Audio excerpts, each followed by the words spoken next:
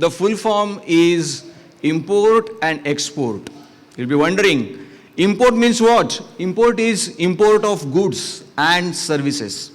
And export is again simple, export of goods and services. It's a new asset class.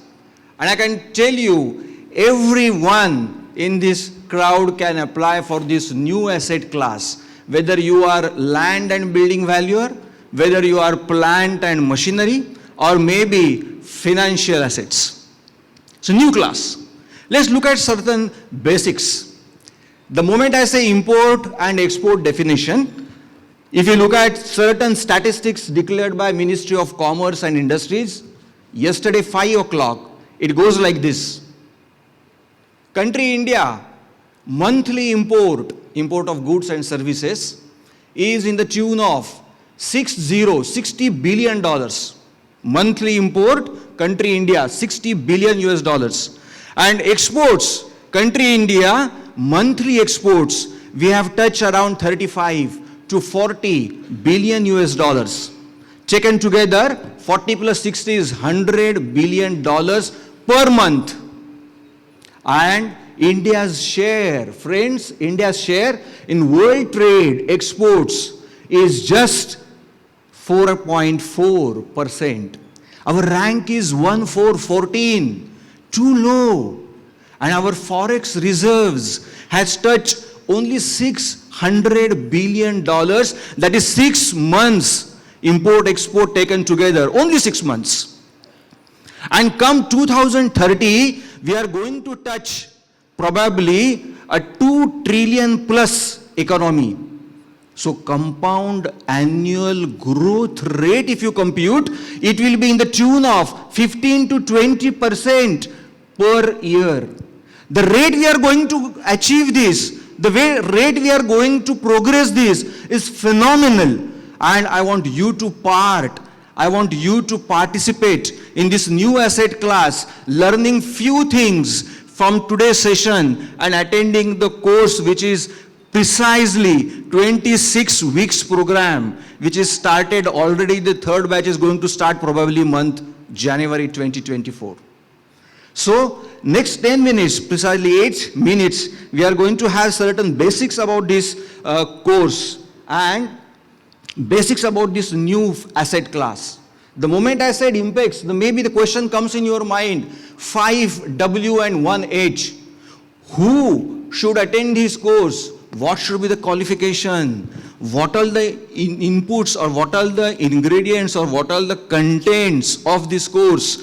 And when I'm going to practice, my age is so and so, can I practice this? Who will give me the opportunity? And how I will earn money out of that? And I can tell you, this is the only asset class. There's a big potential to earn money. I'm practicing last 30 years and it's my self-experience. Now, the moment I said Impex, we are going to have a two-tier process. First is, there are certain concepts, there are certain processes we need to understand in brief today. And the second part is, from the valuation perspective, there are custom valuation rules. Like IVSC has prescribed the rules, Indian Customs has prescribed 2 sets of rules, very simple. The first set of rules is related to valuation rules with respect to import, and second is valuation rules with respect to export. Only 2 rules. Yeah. So the first part is since it's a knowledge process kind of asset class, you need to have knowledge of various areas. There are certain things where it calls concepts in international trade. And believe me, these concepts are very, very simple. However, the number of concepts are very big. There are 168 concepts are there. You can find these concepts in the books which are available on the showcase. These books has been written by me. There are 9 books. So 168 concepts, very few concepts which are there in front of you is something like HS code, harmonized system of code. Now friends, anything you want to import in country India, you have to file a document called Bill of Entry. And in that, the description of the goods which you intend to import should come along with HS code, harmonized system of nomenclature. N is silent. This HS code is an 8-digit code, and you'll be wondering why I'm telling you this. For the simple reason, this valuation is dependent on this HS code. You'll say, how? Here the answer goes. The valuation is connected with the HS code. The right HS code when you define, the custom will connect with that code the import tariff or export tariff. Tariff means the rate structure, which is expressed as percentage of value. Imagine you want to import a diesel generator set, and the HS code defined by you, 8-digit HS code. Accordingly, the tariff will set, and you are going to pay the import duty to Indian customs based on that tariff. 35 percentile people in India, the industry, make mistakes in defining the HS code. So this is how our role enters, or our role comes into. So this is one of the asset class. I always say that this is VAS, VAAS, valuation as a service. It's a VAS. Yeah. So you as a valuer, maybe land and building or SFA or kind of plant and machinery, you can learn these tricks and techniques and concepts to enter into the field where bank is not only your service to whom you are going to give the service, being a service provider to the bank, but industry itself becomes, or you can become a retainer with the industry, earning huge money, because the moment industry knows that you are aware of these concepts, then they will never ever leave you. So the first concept is HS code, and for that the customs has prescribed a tariff, and this HS code to the tune of first 6 digit out of 8 digit is universally same. Whether you are supplying the goods to country called Peru, or you are bringing the goods from Canada to China, or maybe supply the goods from America to probably Pakistan. Oh, no Pakistan. So anywhere you go, the HS code remains same, the first 6 digit. And it's very simple. Being an engineer, you can understand that, describe the perfect HS code for the product, whether it is pump or a conveyor or kind of a ceiling fan. Another concept is the kind of project imports and project exports. Nowadays, internationally, the companies and the kind of, the assets are available at very cheap rate.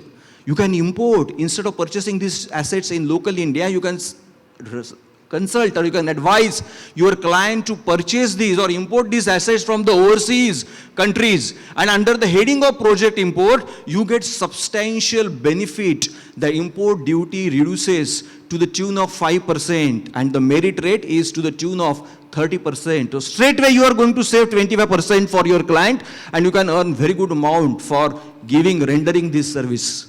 So project import is a kind of a concept where you are going to use this so that the landed cost for your client reduces substantially. And moreover, when you import under a project import, there are so many items, could be in the range of 5,000 or 10,000 or so. So instead of giving HS code for defining each and every asset, whether it is a pump or whether it is a pipeline, whether it is a reactor or maybe civil related certain items, you will get a single HS code by the department. And with that single HS code called 9801 with 4 digit, you can import the whole assets from the overseas market at very cheap rate. What you need to understand is you need to have a knowledge with respect to this. You need to have a knowledge with respect to this, undergoing the course or learning these concepts, that you will utilize this for your clients. So,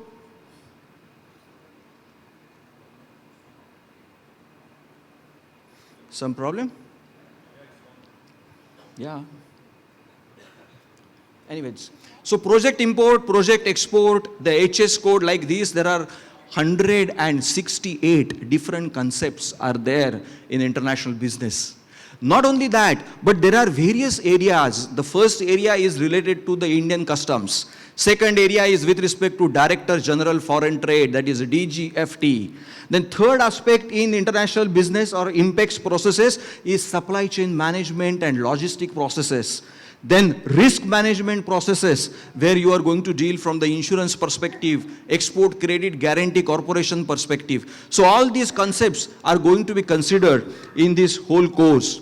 Then the foreign trade policy as drafted by Director General Foreign Trade takes care of all the concepts, do's and don'ts. If I want to export a particular item, let's say a furniture, can I do that? Answer is yes. Who is going to answer you? The Indian foreign trade policy drafted by Director General Foreign Trade comes under Ministry of Commerce and Industry. Yeah, so policy is the a complete book giving you not only the policy that particular item can be imported or exported, but it offers a lot of incentives and benefits. Being an exporter, you are going to earn 2%, 4%, 5%, 10% of your FOB value of export as an incentive. And if you get that incentive, you become competitive in international market. And the moment you become competitive, the cost of manufacturing goes down, and because of that you become further competitive. And this whole process is a circular process. Every year you become more and more competitive, taking the advantage of foreign trade policy. You don't require a godfather for that. Yeah, and along with the policy, then you have certain procedures that how can I export a complete plant, how can I export pumps, how can I export a particular item, can I export from a location where I don't have seaport or airport. Then there is something called dry port. So the port in Mumbai, for example, Jawaharlal Nehru Customs House is a seaport, it's called wet port. And Pune we have a dry port, we don't have sea. Yeah, so both the port perspective, how can you do the processes, how can you stuff the containers, how can you pack the goods and give a proper assignment, a unique numbering to that packaging or cartons. The procedure comes into picture, which is available drafted by Director General Foreign Trade. Then having a knowledge of market, like we talk about a DGCIS, a Director General Commercial Intelligence and Statistics, is a Government of India's department based in Kolkata, gives you complete statistics. If I want to understand, or if you want to understand, I am into the business of, let's say, robos, I want to know who else is importing this robo at the moment, from which country, at what rate. You will get that data free of cost. Free of cost. Who will give you? The EDI system, Electronic Data Interchange. And it is offered by DGCIS, Director General Commercial Intelligence and Statistics in Kolkata, free of cost. Just log into the Google and DGCIS website, you will get free of cost information. Yeah, and with fee of ₹10, you will get everything information on the CD if you visit personally to Kolkata office. So a market knowledge you will get available free of cost to you or your doorstep at those desktop processes. So that you will get with the kind of research information, put right filters. It's a simple Excel sheet. You don't have to have knowledge of pie chart and the kind of a pivot table and etc. A simple filter will help you to understand which market you want to cater, import perspective, export perspective, both. So by having this information, you can properly align your strategy to carry out import and export. Various services in relation with import and export, I have given a list of. So few we will talk about is related party transaction. Yesterday, the TP, transfer pricing perspective, we discussed in one of the technical session. In customs, we talk about this other side of coin, and that is special valuation. Friends, please understand, it is you and me only can do this special valuation. None other than us can do this special valuation. This valuation is with respect to related parties. Imagine a company based in USA, name is IBM US, and company in India is IBM India, for example.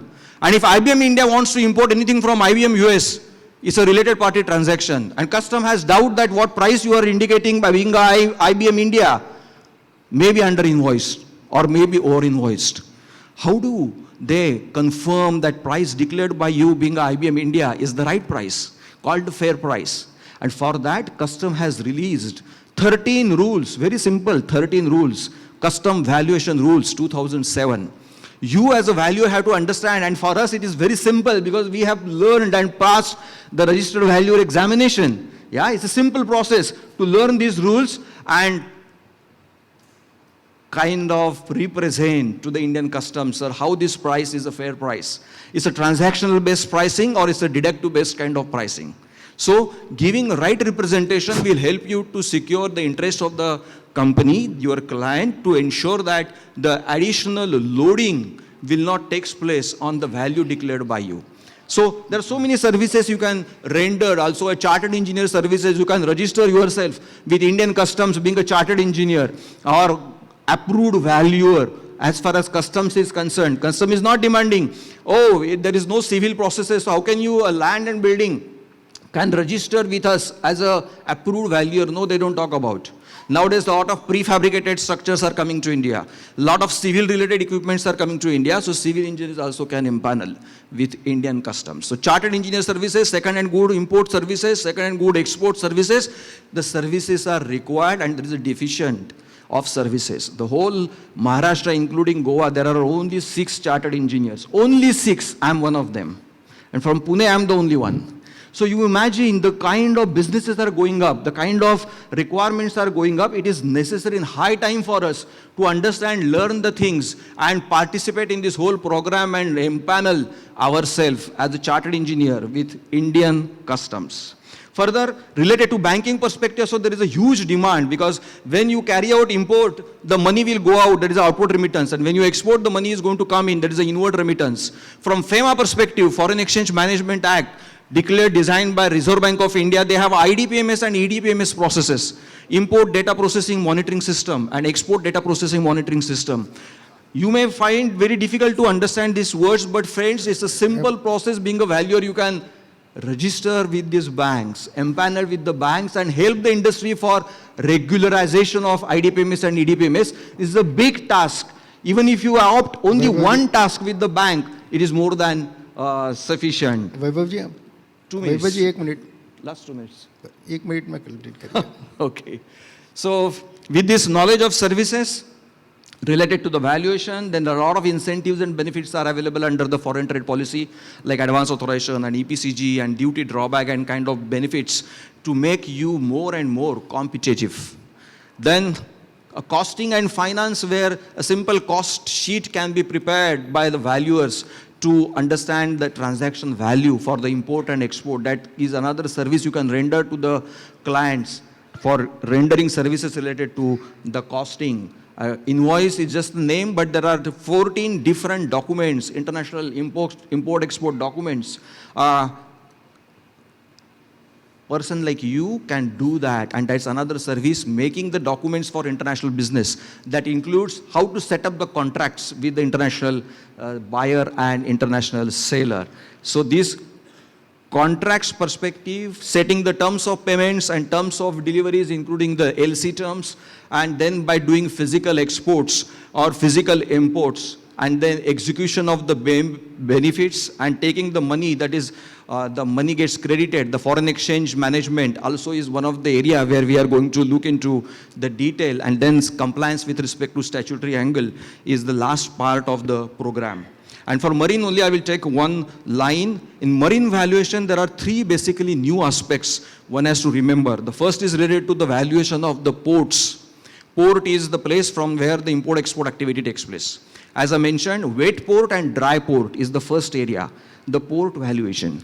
Number 2 is the vessel valuations. All the equipments, instruments available on the vessels is the another area. And third is the oil rigs, oil rig valuation. Believe me, it's a big demand